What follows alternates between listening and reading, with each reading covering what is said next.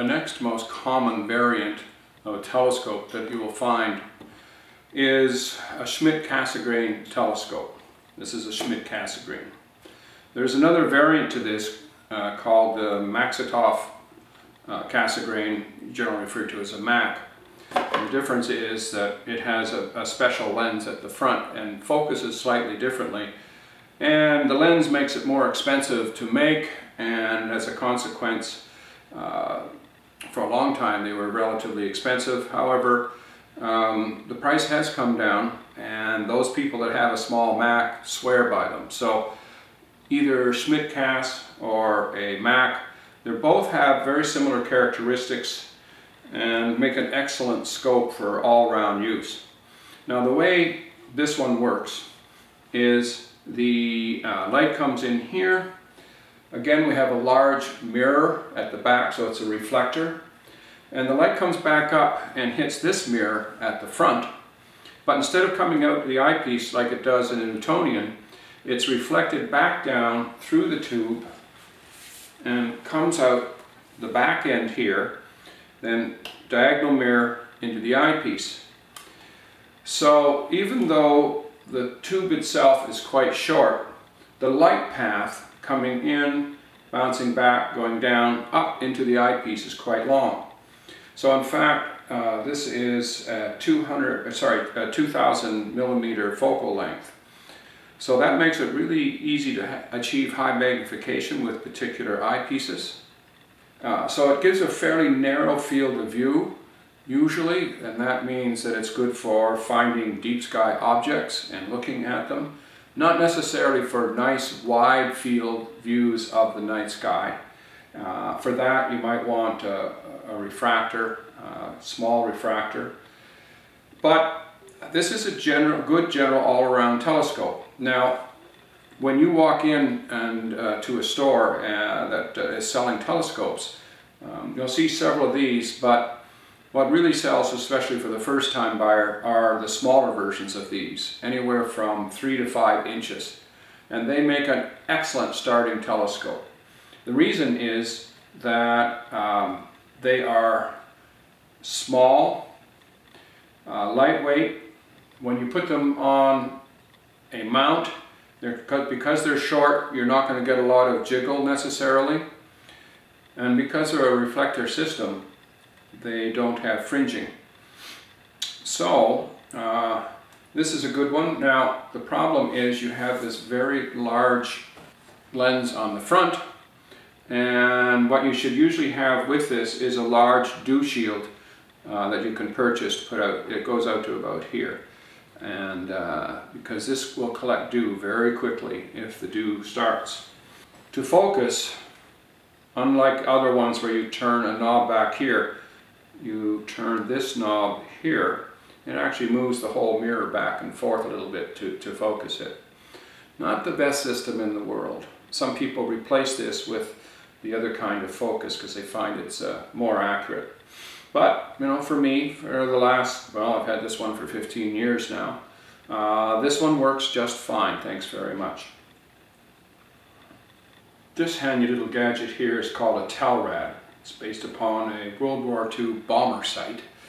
And what you see are 3 rings, red circular rings here when you look through this. And it's like a target. And you can center your object that you're looking at, or where you think it is, in the center of the target.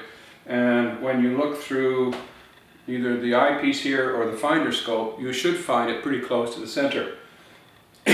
So often what I will do is first find the object, or think where I think it is, with this, the Telrad, and then I will center it here, and then finally I will center it in the eyepiece. So you don't always just use something like a finder. You sometimes have a red dot finder you might use first to zero in on the object, because it's really easy for large movements to focus in a specific area with either the Telrad or the red dot finder. And then you can fine-tune your position using the finder scope, and then finally with your actual eyepiece. So that's why you'll often find people have more than one system for locating the objects on their telescopes. So this is the third of 4 Newtonian telescopes that I own. You can see that it's considerably shorter than the others. It's only, I believe, 800 millimeters long in focal length, but it's a 8-inch or 200 millimeter opening here. And here you can see the knobs at the back. These ones, you can use your fingers to adjust them. So, like all Newtonians, I check this one for collimation frequently. Simple to fix. This one's very robust. It rarely needs to be adjusted. Now, this one is kind of special. I said it had a short focal length, and so it has a very wide field of view compared to, say, the Schmidt telescope I showed you earlier. So that's good for nice wide field views of the night sky and for astro imaging. Now this is called an astrograph because if you look inside, it's all black, and I don't know if you can see those or not, but there's a whole series of baffles all the way down the tube. And the reason for that is that they sharpen the image considerably by stopping ambient light from bouncing off the sides of the tube. So I use this for much of my astro imaging. And you might be wondering why I have these rings up here. Well, you saw my 80 ED, my 80 millimeter ED refractor that I had, and it fits nicely into these rings. And then I attach a camera to the back of the refractor, and that sends a signal to my computer, and it monitors where the star field is in my view. And if it begins to shift at all, then it adjusts the speed at which the mount is tracking this night sky, and that way I can take long exposure photographs and not have star trails in them. Alright, it's true confession time. I suffer from something called aperture fever. What that means is I'm continually buying telescopes that are larger and larger so that I can see more and more deeper into space. I have 4 Newtonians. I have an 8-inch, a 6-inch, a 4-inch, and a 16-inch Newtonian. Now the 16-inch Newtonian comes in 5 parts. It's motorized and a go-to telescope. I would say that for most people an 8, 10, or even 12-inch telescope is the most you would want to go.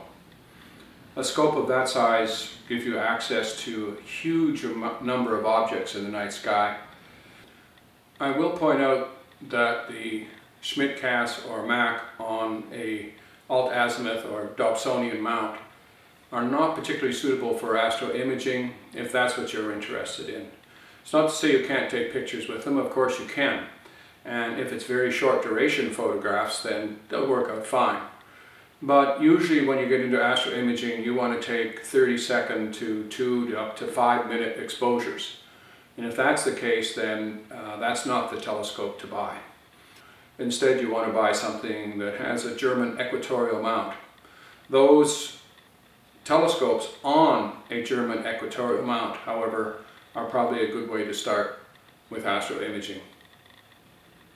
The 3, 4, or 5-inch Schmidt Cass or Maxitoff reflector telescopes are excellent first telescopes. They're relatively short, so they'll sit nicely on a mount, relatively light, and yet through a scope of that size you can see a lot of objects in the night sky.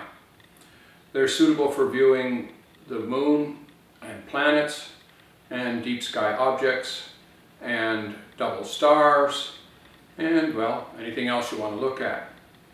Now these days you'll find these sitting on top of a mount with one fork on it, half a fork. These are quite sturdy and they're alt-azimuth. Most of them these days are motorized, have go-to functionality. Their tripods are reasonably sturdy.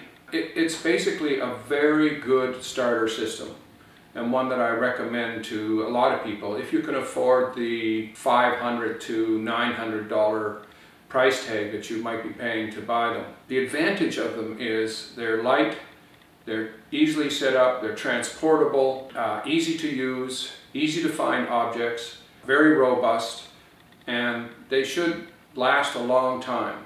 And rather than buying something that's flimsy, is going to vibrate, it's difficult to set up, like a long Newtonian telescope, I would recommend that if you can afford to buy one of these, they're the best way to start.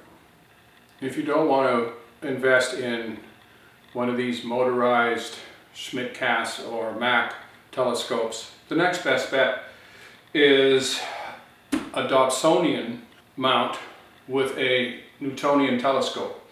And I say that because these are relatively inexpensive, but the mounts are very solid, and therefore, and also they hold the telescope very well.